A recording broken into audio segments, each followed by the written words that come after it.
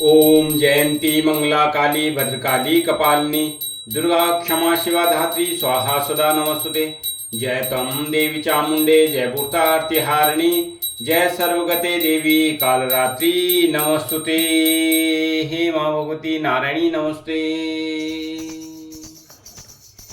श्री दुर्गा सप्तशती का 12वां अध्याय, जिसमें देवी चरित्रों के पाठ का महात्म्य है। तो सबसे पहले माँ का ध्यान करते हैं। मैं 3 नेत्रों वाली दुर्गा देवी का ध्यान करता हूँ। उनके श्री अंगों की परवाह बिजली के समान है। वे सिंह के कंधे पर बैठी हुई भयंकर प्रतीत होती हैं। हाथों में तलवार और ढाल लिए अनेक कन्याएं उनकी सेवा में खड़ी हैं। वे अपने हाथों में चक्र, गदा, तलवार, ढाल, बाण, धनुष, पास और तर्जनी मुद्रा धारण किए हुए हैं। उनका स्वरूप अग्निमय है तथा वे माथे पर चंद्रमा का मुकुट धारण करती हैं। माँ को बारंबार प्रणाम। देवी बोली, देवताओं, जो एकाग्र चित्त होकर प्रतिदिन इन स्तुतियों से मेरा स्तवन करेगा, उनकी सारी बाधा मैं निश्चय ही दूर कर दूंगी।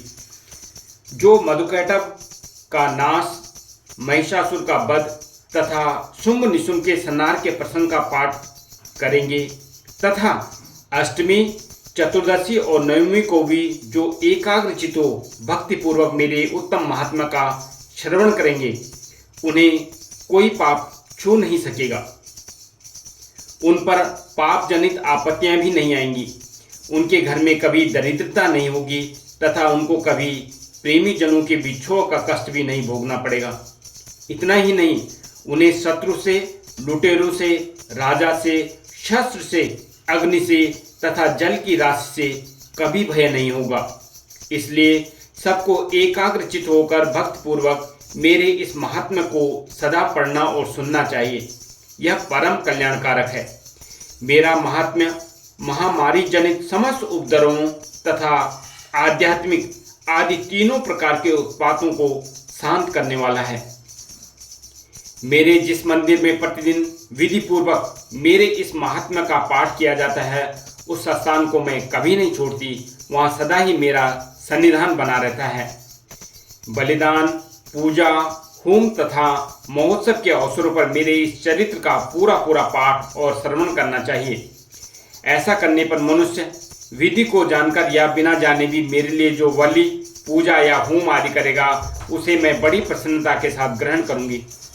शरत काल में जो वार्षिक महापूजा की जाती है, उस अवसर पर जो मेरे इस महात्म्य को भक्तिपूर्वक सुनेगा, वह मनुष्य मेरे प्रसाद से सब बाधाओं से मुक्त तथा धन, धान्य एवं पुत्र से संपन्न होगा।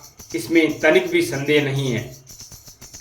मेरे इस महात्म्य, मेरे प्रादुर्भाव की सुंदर कथाएं तथा युद्ध में किए हुए मेरे पराक्रम सुनने से मनुष्य निर्भर हो जाता है और निर्भय हो जाता है।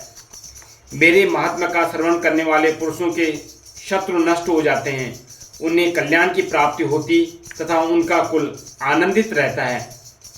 सर्वत्र शांति कर्म में बुरे स्वप्न दिखाई देने पर तथा ग्रह जनित भयंकर पीड़ा उपस्थित होने पर मेरा महात्म्य श्रवण करना चाहिए। इससे सब विघ्न तथा भयंकर ग्रह पीड़ाएं शांत हो जाती हैं और मनुष्यों द्वारा देखा हुआ दुस्वप्न शुभ स्वप्न में परिवर्तित हो जाता है। बाल ग्रहों से आक्रांत हुए बालकों के लिए यह महात्म्य शांतिकारक है तथा मनुष्यों के संगठन में फूट होने पर यह अच्छी प्रकार मित्रता कराने वाला होता है। यह महात्म्य समस्त दुराचारियों के बल का नाश करने वाला है। इसके पाठ मात्र से राक्षसों, भूतों और पिशाचों का नाश हो जाता है। मेरा यह सब महात्म्य मेरे सामीप्य की प्राप्ति कराने वाला है। पशु, पुष्प, अर्घ्य, धूप, दीप, गंध आदि उत्तम सामग्री द्वारा पूजन करने से, ब्राह्मण को भोजन कराने से, होम करने से, प्रतिदिन अभिषेक करने से, नाना प्रकार के अन्य भोगों का अर्पण करने से तथा दान देने आदि से 1 वर्ष तक जो मेरी आराधना की जाती है, उससे मुझे जितनी प्रसन्नता होती है, उतनी प्रसन्नता मेरे इस उत्तम चरित्र का एक बार श्रवण करने मात्र से हो जाती है। यह महात्म्य श्रवण करने पर पापों को हर लेता है और आरोग्य प्रदान करता है। मेरे प्रादुर्भाव का कीर्तन समस्त भूतों से रक्षा करता है तथा मेरे युद्ध विषयक चरित्र दुष्ट दैत्यों का संहार करने वाला है। इसके श्रवण करने पर मनुष्यों को शत्रु का भय नहीं रहता। देवताओं, तुमने और महर्षियों ने जो मेरी स्तुति की है तथा ब्रह्मा जी ने जो स्तुतियाँ की हैं, वे सभी कल्याणमयी बुद्धि प्रदान करती हैं।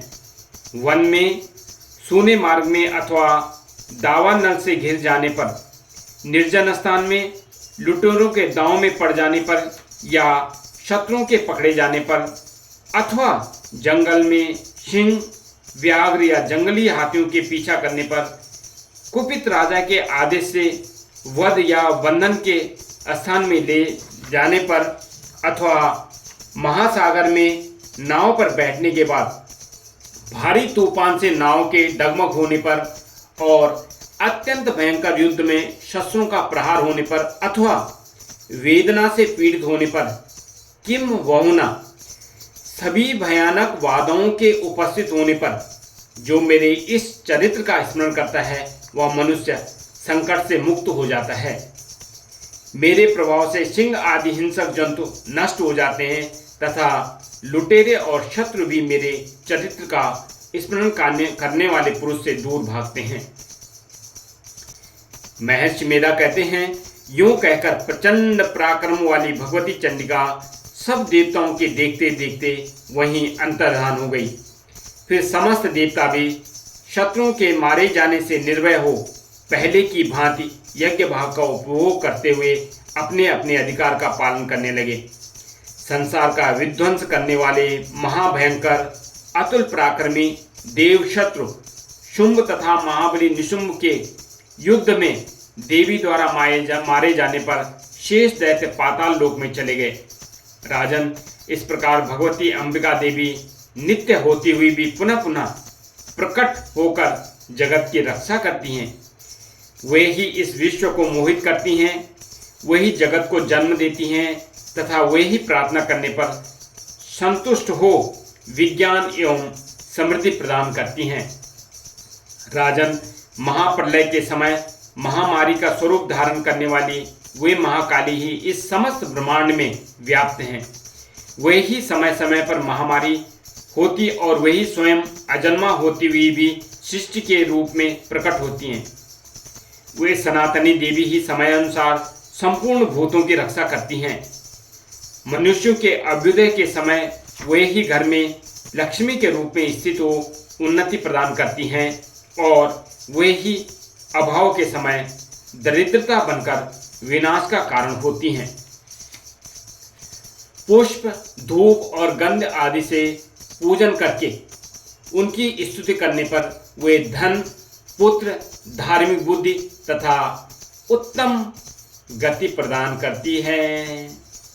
इस प्रकार श्री मार्कंडेय पुराण में सावर्णिक मनवंतर की कथा के अंतर्गत देवी महात्म्य में फलस्तुति नामक 12वां अध्याय पूरा हुआ। ओम जयंती मंगला काली भद्रकाली कपालिनी दुर्गा क्षमा शिवा धात्री स्वाहा स्वदा नमस्ते।